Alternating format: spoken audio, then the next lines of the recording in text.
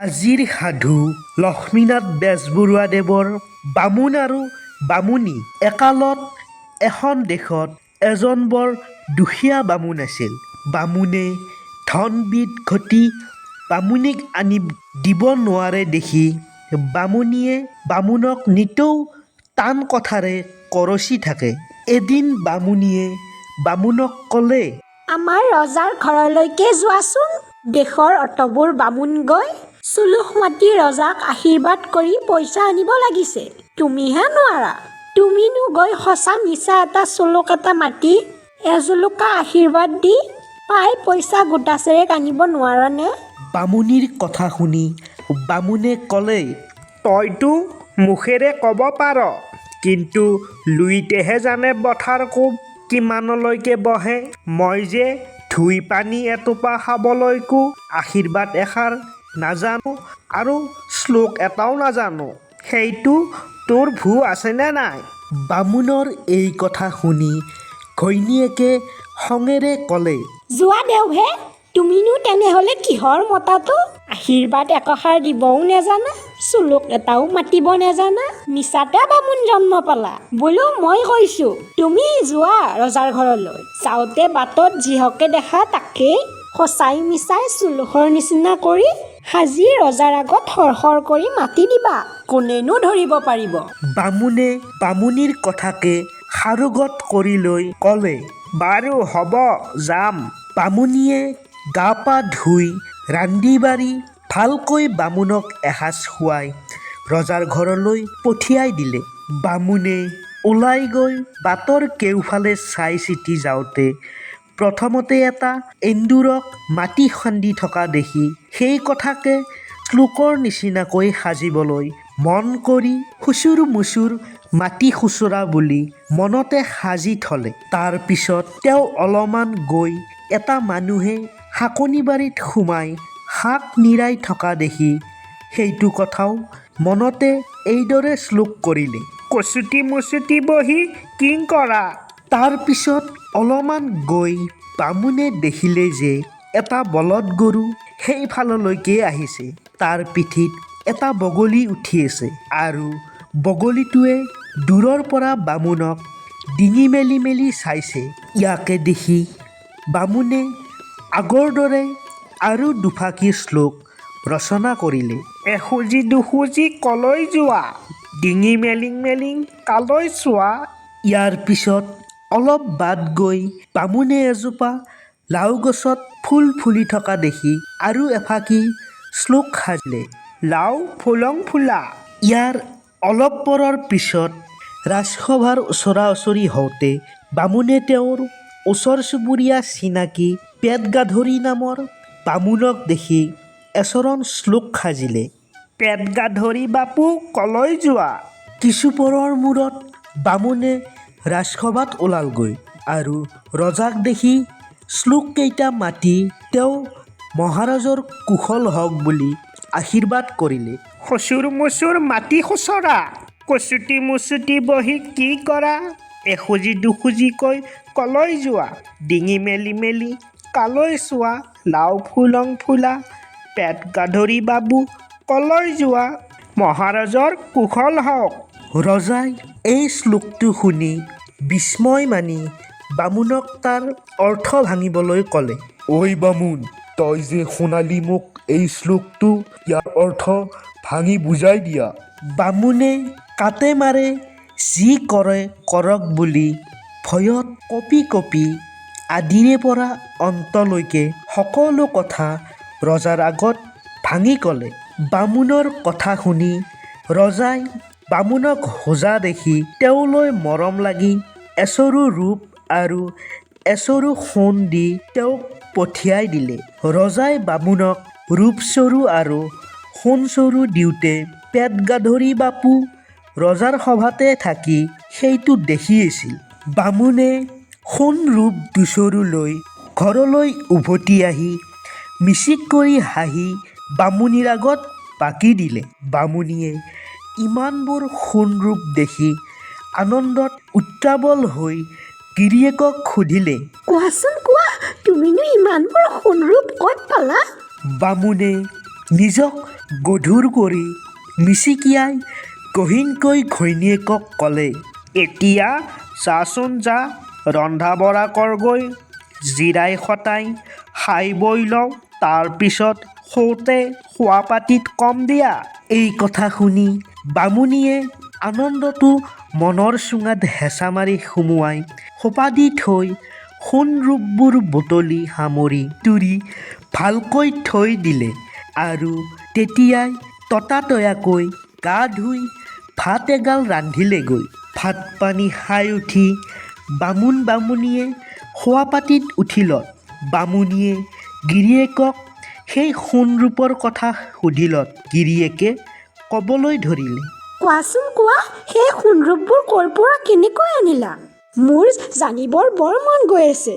ইফালে বামুণীৰ ওচৰ চুবুৰীয়া কৃপিন যক্ষ পেটগাধৰি নামৰ বামুণজনে দুখীয়া বামুণটোৱে এইকেইদিনৰ ভিতৰতে ইমানবোৰ সোণ ৰূপ পোৱা দেখি তাৰ শ্ৰী সহিব নোৱাৰি সেইবোৰ চুৰ কৰি নিবৰ মনেৰে বামুণৰ শোৱনি ঘৰৰ পিৰালিত বহি লাহে লাহে সিন্ধি খান্দিবলৈ ধৰিছে।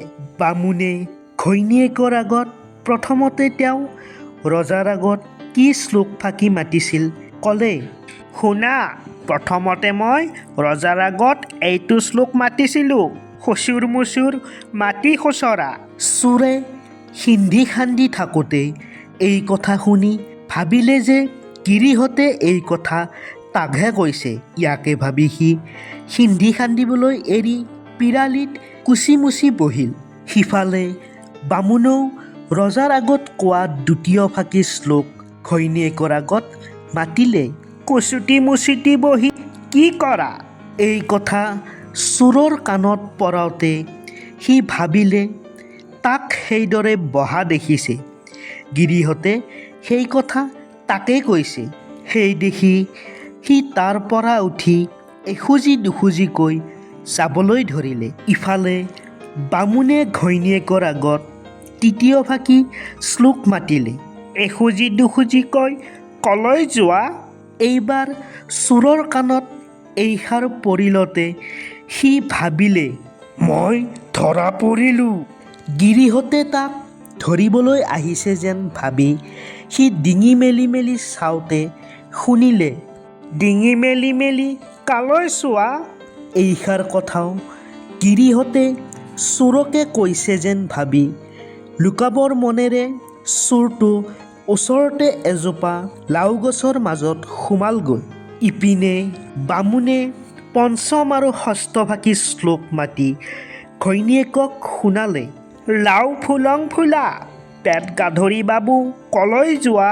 পেট গাধৰি বামুণ চোৰে সেই কথা শুনি তাৰ আচল মানে বুজিব নোৱাৰি ধৰা পৰিলোঁ বুলি ভাবি লাওৰ মাজৰ পৰা ওলাই চোতাললৈ আহি বামুণক মাত লগালে, যি হ'ল হ'ল, এই কথা আৰু কাৰো আগত নকবি বোপাই। বাহিৰত পেট গাধৰিৰ মাত শুনি গিৰিয়েকে ওলাই আহি তাৰ হাত দুখনত ধৰি পেলালে। বামুণীয়ে চোৰক ক'লে, যদি কাকো ক'ব নালাগে তেন্তে তোমাৰ ঘৰৰ লোটা বাতি কাঁহী কলহ বয় বস্তুবোৰ আমাক দিয়া। পেট গাধৰিয়ে এই কথাটো উলিয়ালে তাৰ সৰ্বনাশ হ'ব বুলি জানি গোসাঁইৰ শপত খাই ক'লে যে কাইলৈ পুৱাই সি তাৰ বয় বস্তুবোৰ বামুণীক আনি দি যাবহি। সিহঁতে যেন সেই কথা কাৰো আগত নুলিয়াই এই কথা বামুণী মান্তি হৈ পেট গাধৰিক এৰি দিলে। পিছদিনা পেট গাধৰিয়ে তাৰ বয় বস্তু সোপাকে আনি বামুণীক দিলে আৰু তাৰ পিছত দুয়ো চহকী হৈ মহাসুখে খাই বৈ থাকিল। আজিৰ কোনো এখন দেশত কণ আৰু মন নামে দুটা ভাই ককাই আছিল। কণ বয়সত ডাঙৰ আৰু টেঙৰ আছিল, মন বয়সত সৰু আৰু নিচেই হোজা আছিল। এদিন কণে মনক ক'লে, ঐ মন, এইফালে আছোন। কি হ'ল ককাই, কিয় মাতিছ মোক? বোপা, আমাৰ যে বাপুতিকলীয়া বস্তুবিলাক আছে সেইবিলাক আমি দুয়ো সমানে ভগাই লওঁ আহ।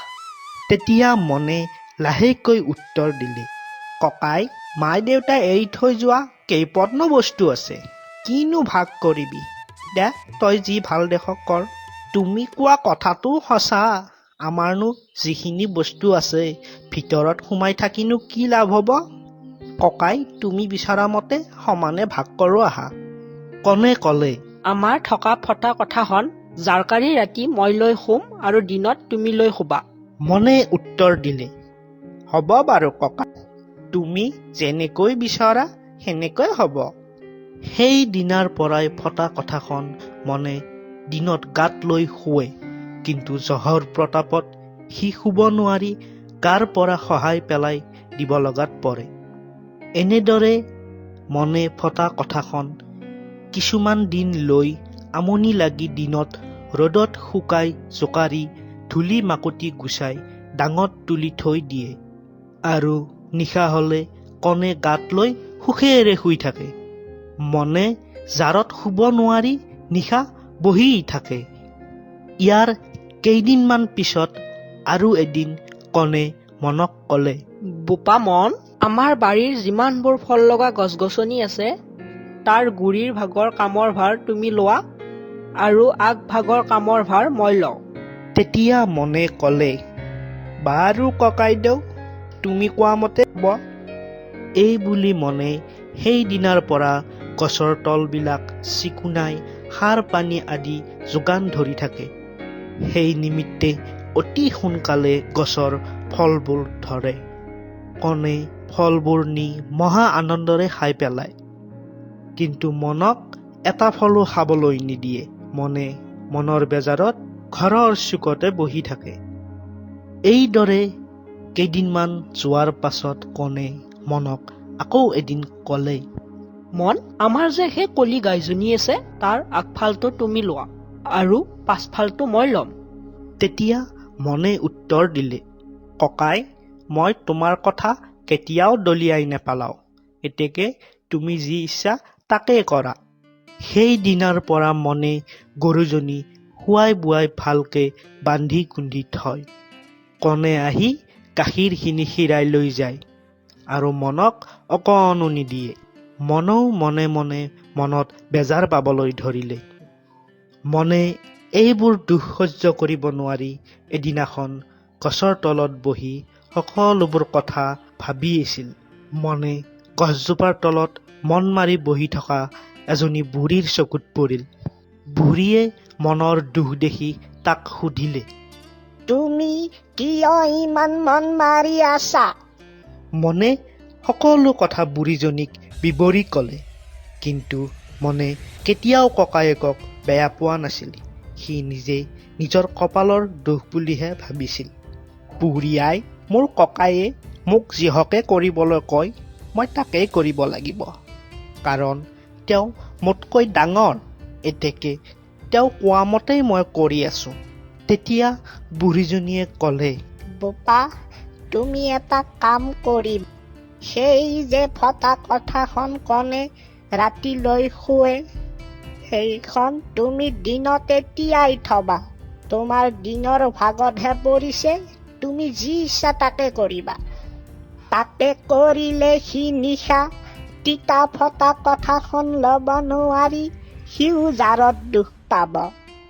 যদি সি সেই কাপোৰখন কেলৈ তিয়ালি বুলি সোধে, তেনেহ'লে তুমি কবা, তুমি মোক ফটা কথাখন দিনৰ ভাগত দিছা, এতেকে মই দিনত যিহতে মন যায় তাকে কৰিম, তোমাৰ তাতে কি হানি হৈছে?